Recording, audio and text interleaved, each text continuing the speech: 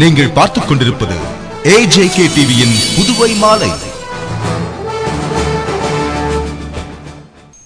வணக்கம். புதுவையில் உள்ளாட்சி பிரதிநிதிகளின் பதவி இன்றுடன் முடிகிறது. எனவே 100 நாள் வேலை திட்டம் திடீரென நிறுத்தப்பட்டுள்ளது. இதனால் கிராம ஏழை எளிய மக்கள் அதிர்ச்சியடைந்துள்ளனர்.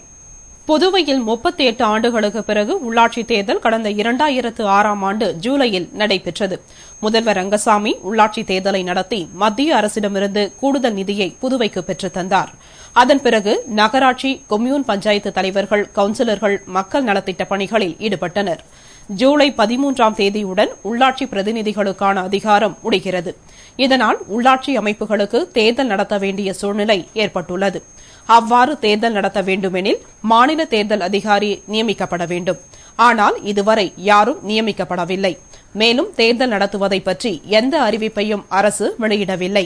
எனவே உள்ளாட்சி பிரதிநிதிகள் மீண்டும் மக்களால் தேர்ந்தெடுக்கப்படுவார்களா என்பது கேள்விக்குறியாக உள்ளது. இதனிடையே கிராம பஞ்சாயத்துகள் மூலம் நடைபெற்று வந்த 100 நாள் வேலைவாய்ப்பு உறுதி திட்டம் எவ்வித முன் அறிவிப்புமின்றி நிறுத்தப்பட்டுள்ளது. இதனால் கிராம ஏழை எளிய மக்கள் அதிர்ச்சியடைந்தனர். மேலும் புதுவை அரசு உள்ளாட்சி தேர்தலை மீண்டும் நடத்தி இத்திட்டத்தை செயல்படுத்த வேண்டும் என்று வலியுறுத்துகின்றனர். வில்லியனூர் தொண்டமாநத்தம் அருகே நண்பனை கழுத்தை இறுக்கி கொலை செய்த குற்றவாளிகள் 3 பேரை கைது செய்த போலீசாரை SSP சந்திரன் பாராட்டினார்.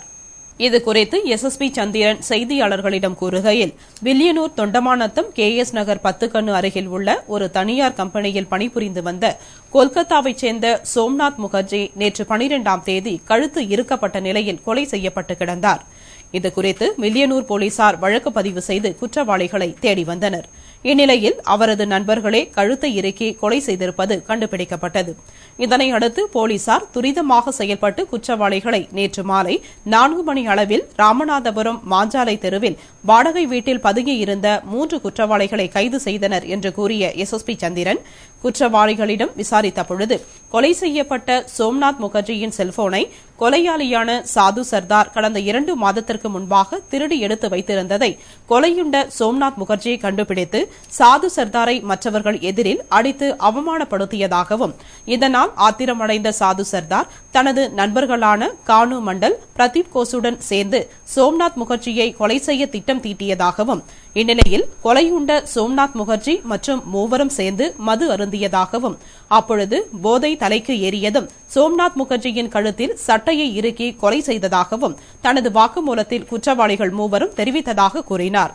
பேட்டியின் பொழுது SP நந்தகோபால், வில்லியனூர் இன்ஸ்பெக்டர் பாஸ்கர் உட்பட சப் இன்ஸ்பெக்டர் காவலர்கள் உடனிருந்தனர். சாது சர்தார், பிரதீப் கோஷ் அண்ட் கானு மண்டல், இவங்க 3 பேர் சேர்ந்து இவரை மர்டர் பண்ணாங்க அப்படிங்கிறது தெரிய வந்திருக்கிறது.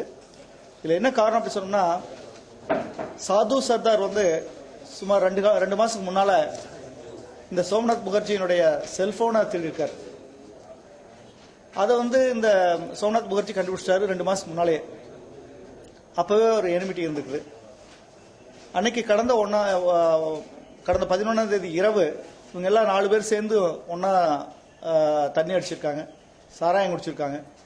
அந்த சமயத்தில் இந்த இறந்து போன சோம்நாத் முகர்ஜி வந்து இந்த சாது சர்தாரை பார்த்து இவர் வந்து திருடன் அப்படி சொல்லிட்டு சொல்லியிருக்காரு. அதனால அவருக்கு சடனா கோவம் வந்துச்சு. இந்த மாதிரி அவனை திருடன் சொல்லிட்டான்னு சொல்லிட்டு உன்ன அவரு அந்த மீதி 2 பேர் இருந்தாங்களா, அவங்க 3 பேர் சேர்ந்து அவர் அந்த இடத்துல கழுத்துல வந்து சட்டையை போட்டு இறுக்கி, சட்ட துணி வச்சு இறுக்கி அவரை கொலை செஞ்சிருக்கான தடயங்கள் எங்களுக்கு கிடைச்சது. அந்த அடுத்த நாள் காலையில் எங்களுக்கு தகவல் கிடைச்சு நாங்கள் இதை டெவலப் பண்ணி, இந்த இன்ஃபர்மேஷனை டெவலப் பண்ணி அந்த குற்றம் புரிஞ்ச 3 பேர்த்த கைது பண்ற சமயத்தில் அவங்க கிட்டத்தட்ட அவங்க கல்கத்தா கிளம்பி போற ஒரு சூழ்நிலை ரெடியா இருந்தாங்க. உடனடியா எங்களுடைய டீம் பாஸ்கருடைய தலைமையில் ஆறுமுகம், SI இவங்கெல்லாம் சேர்ந்து உடனடியா அவங்கள வந்து அரெஸ்ட் பண்ணிருக்காங்க. நெல்லித்தோப்பு தொகுதியைச் சேர்ந்த 10 மற்றும் 12ஆம் வகுப்பு தேர்ச்சி பெற்ற மாணவ மாணவிகளுக்கு வரும் சனிக்கிழமை 16ஆம் தேதி பரிசுகள் வழங்கப்பட உள்ளது. எனவே நெல்லித்தோப்பு தொகுதியைச் சேர்ந்த மாணவ மாணவிகள் மட்டும் திரு ஜான்குமார் இல்லம் வந்து டோக்கனை வாங்கிச் செல்லவும். புதுவை நகரமன்ற துணைத் தலைவர் திரு ஜான்குமார் நெல்லித்தோப்பு தொகுதியைச் சேர்ந்த 10 மற்றும் 12ஆம் வகுப்பு பொதுத் தேர்வில் இந்த ஆண்டு தேர்ச்சி பெற்ற மாணவ மாணவிகளுக்கு பரிசுகள் வழங்கப்படும் என்று அறிவித்திருந்தார்.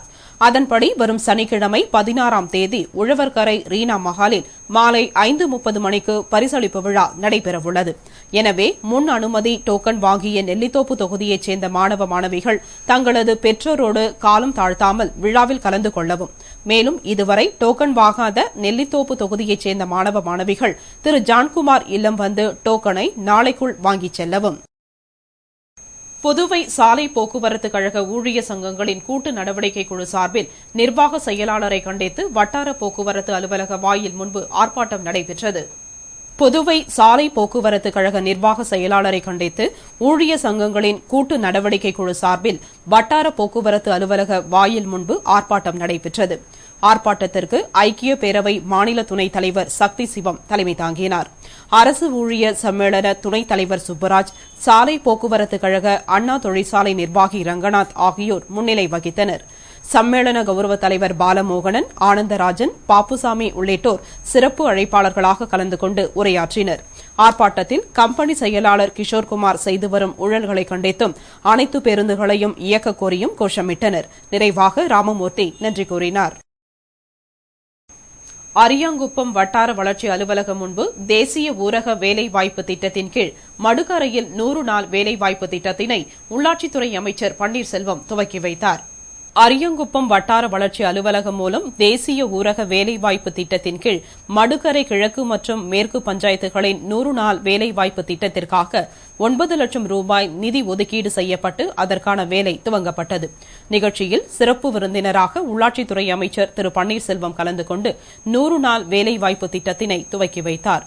நிகழ்ச்சியில் தொகுதியின் சட்டமன்ற உறுப்பினர் பெரியசாமி, வட்டார வளர்ச்சி அதிகாரி மாலதி கலிவரதன் மற்றும் துறை பொறியாளர், உதவி பொறியாளர், அலுவலக அதிகாரிகள், ஊர் முக்கிய பிரமுகர்கள் பலர் கலந்து கொண்டனர்.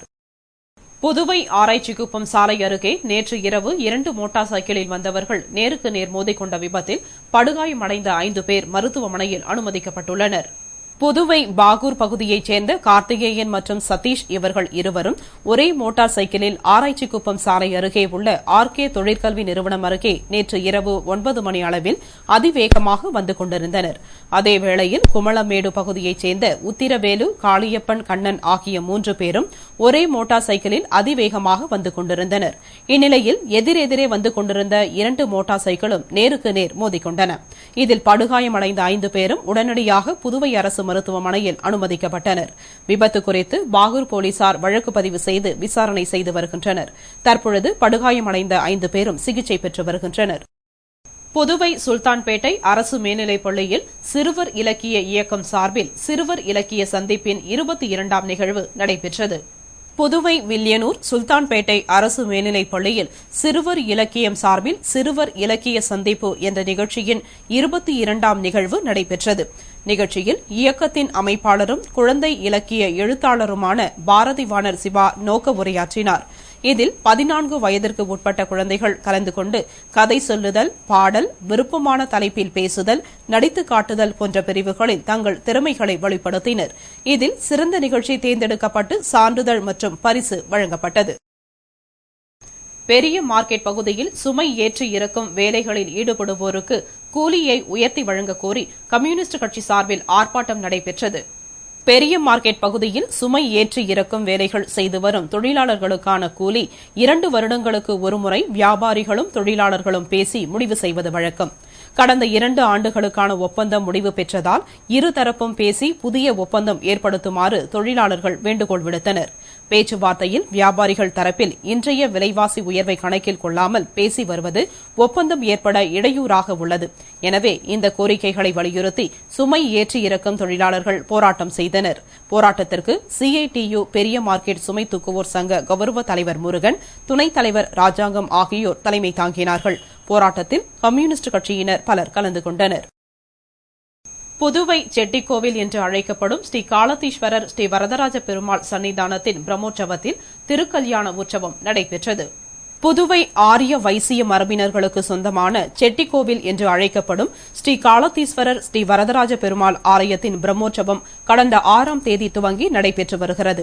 உற்சவத்தில் ஒரு விழாவான ஸ்ரீதேவி பூதேவி சமேத ஸ்ரீ வரதராஜ பெருமாளுக்கு திருக்கல்யாணம் நடைபெற்றது.